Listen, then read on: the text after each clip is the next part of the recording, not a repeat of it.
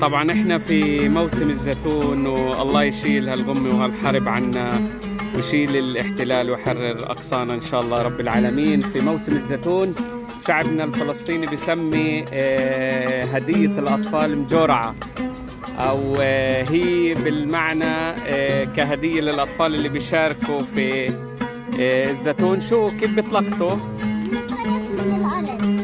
تتصيفوا؟ وانت؟ وانا بتصيف بالارض.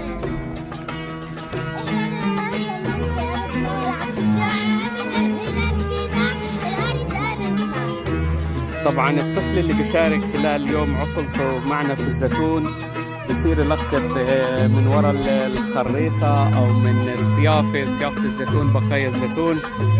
هنا شو بتساوي؟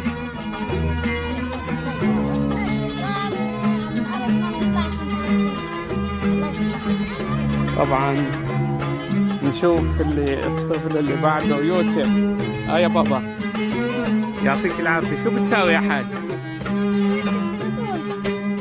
تتصيف؟ تتصيف؟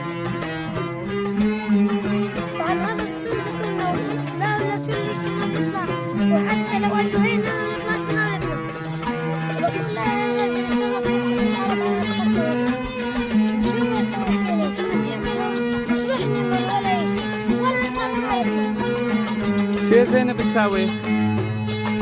زينة تعالي يا زينة. زينة هربت. امشي جاي. مش فضيت لك، قاعدة بتلقط في زيتون. بدكش تحكي شيء؟ بس بدك تلقطي زيتون؟